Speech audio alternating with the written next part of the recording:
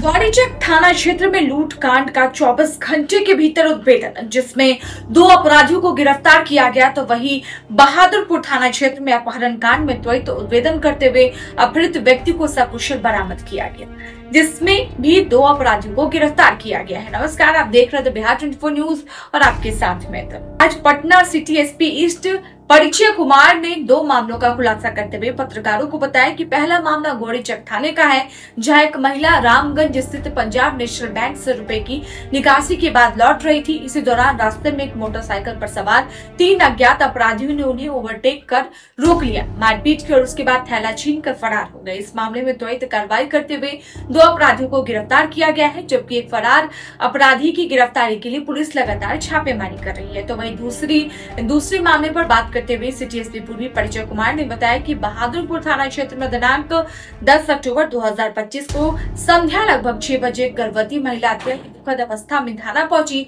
और अपने पति के अपहरण की सूचना महिला के द्वारा दिए गए आवेदन में उल्लेख किया गया कि उसके पति को अज्ञात व्यक्तियों द्वारा अगवा कर लिया गया है और 2 लाख रुपए की फिरौती की मांग की गई है। राशि न देने पर उसके पति की हत्या करने की भी धमकी दी गई थी। इसके बाद पुलिस ने त्वरित कार्रवाई करते हुए इस मामले में भी 2 अपराधियों को गिरफ्तार कर लिया। इस पूरे मामले पर बात करते हुए सिटी एसपी पूर्वी परिचय कुमार ने और क्या कुछ कहा, पहले यह देखिए। आज के प्रेस कॉन्फ्रेंस में आप सभी का स्वागत है।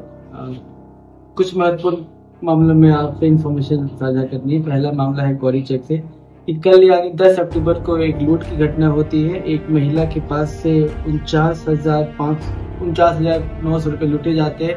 घटना का उद्भेदन महज 20 घंटों के अंदर करते हुए अपराध कर्मियों को भी गिरफ्तार कर लिया गया और अच्छी खासी बरामद की हुई है। तो घटनाक्रम पूरा इस प्रकार है कि वादिनी, जिनका नाम सीमा देवी है, उनके परिवार में किसी की तबीयत खराब थी, तो उनके इलाज के लिए उन्हें पैसे चाहिए थे। तो उनके एक अन्य जान पहचान की महिला शकुंतला देवी, उनके द्वारा पंजाब नेशनल बैंक रामगंज से 49,900 रुपये निकाले गए।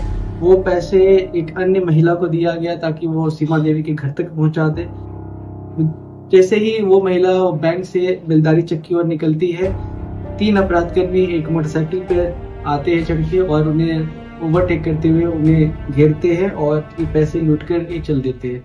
जैसे ही घटना की सूचना पुलिस को प्राप्त हुई, एक स्पेशल टीम का गठन किया गया, सूचना का सत्यापन किया गया और ह्यूमन इंटेलिजेंस और टेक्निकल एविडेंस के बेसिस पे इस घटना का उद्भेदन करते हुए घटना में शामिल ये 3 में से 2 अपराधकर्मियों, नीतीश कुमार, पिता का नाम उपेंद्र राय और ये बाकरचक का रहने वाला है, और दूसरा कन्हैया कुमार, पिता का नाम कामेश्वर राय, ये पचरुखिया के रहने वाले, दोनों को गिरफ्तार कर लिया गया। और एक के पास से करीब 15,500 और एक के पास से 20,000, मतलब करीब 35,500 रुपये 49,900 में से बरामद कर लिए गए। साथ ही साथ घटना में इस्तेमाल हुआ जो एक बाइक है पल्सर, वो भी रिकवर कर लिया गया। एक मोबाइल फोन भी बरामद किया गया, जो अभियुक्तों ने अपने स्वीकृति बयान में पूरे घटनाक्रम के बारे में बताया भी, स्वीकार भी किया। अपने तीसरे साथी के बारे में भी इसने सूचना दिया है। उसकी गिरफ्तारी के लिए भी हम छापेमारी कर रहे हैं। संभव है कि जो बाकी के बचे हुए पैसे हैं वो तीसरे अपराधकर्मी के पास से बरामद हो जाए। इनका क्रिमिनल हिस्ट्री भी हम पता लगा रहे हैं। एक अपराधकर्मी जो नीतीश कुमार है, इसका तो लंबा चौड़ा आपराधिक इतिहास रहा है।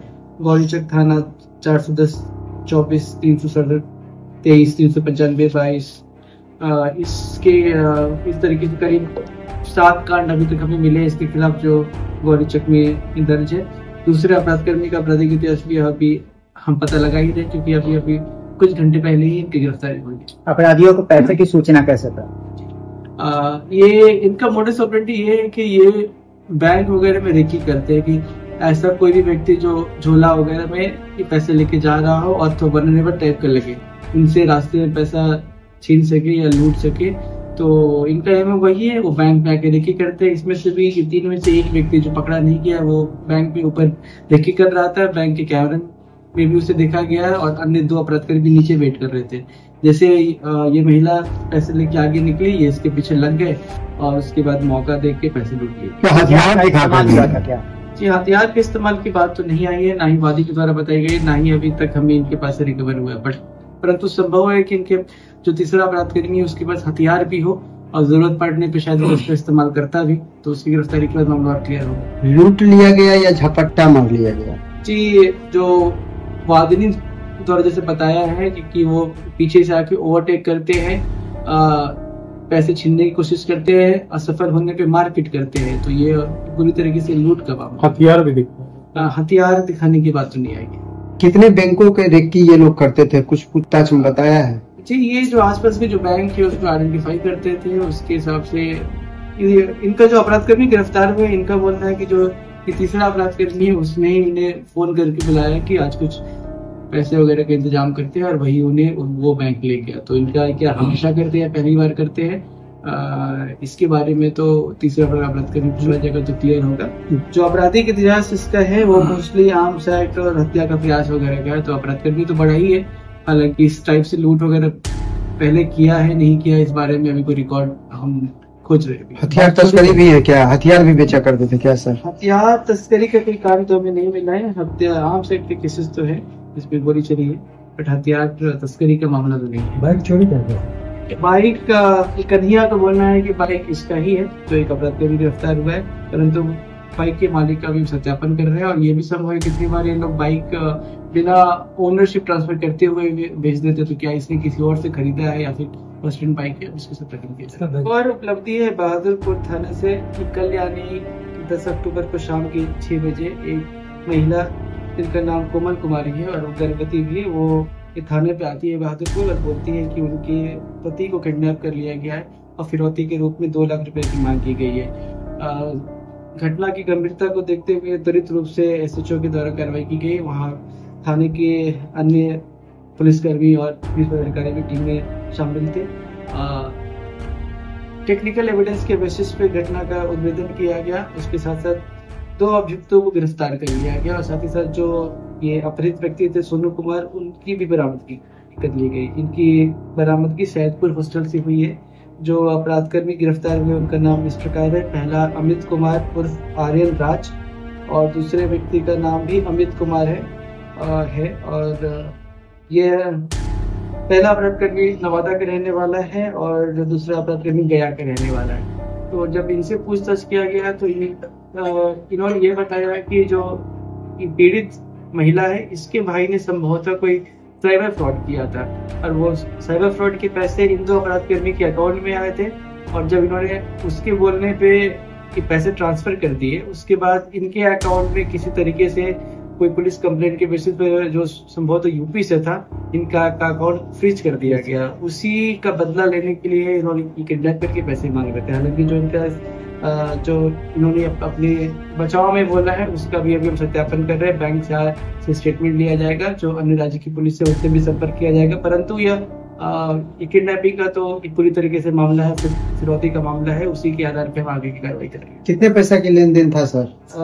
2 लाख की फिरौती मांगी जा रही थी और इनका बोलना था कि करीब 1 लाख रुपए इनके अकाउंट में इन्होंने फ्रीज करा दिए हैं। कहाँ से उठाया था? माना जाए कि सैदपुर हॉस्टल जो है सैदपुर हॉस्टल में रखने का क्या सर? सैदपुर हॉस्टल कहाँ से उठाया और सैदपुर हॉस्टल में रखने का क्या मकसद था? इसने इन्हें किडनैप किया गया था मैकडॉवेल कोलंबर के पास से और सैदपुर हॉस्टल में रखने का मकसद इसलिए था क्योंकि ये हॉस्टल एक अपराधकर्मी जो इसमें जो गिरफ्तार हुए अमित कुमार और आर्यन राज और पिता का नाम गजेंद्र सिंह जो नवादा जिला का रहने वाला है, इसके नाम पे अलॉटेड था। ये यहाँ पे रह रहा था, चूंकि वो अपराधकर्मी वहीं रह रहा था, इसलिए किडनैप करके उसे सैदपुर हॉस्टल ले जाए।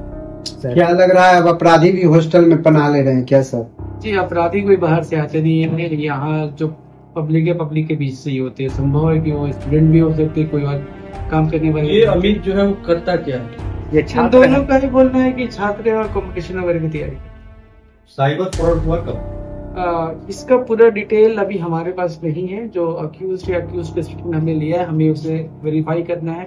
या बिहार जिला का फ्रॉड नहीं लगता है, कोई अन्य जिला से अकाउंट को फ्रीज कराया गया है, वो भी हमने ले लिया है डिटेल। उसको भी हथियार भी था सर? हथियार की बरामदगी तो नहीं हुई, हालांकि इसकी पिटाई हुई है इंजरी मार्ग से और अब जो अपहृत व्यक्ति है उनका इंजरी भी कराया। कितने लोग मारपीट किए इनके साथ? यही 2 व्यक्ति, यही 2 अपराधकर्मी जो इन्हें किडनैप किया। जिसका अपहरण हुआ तो वो क्या करता है? वो भी यहाँ का नहीं रहने वाला है, उसे अभी इलाज के लिए भेजा गया है।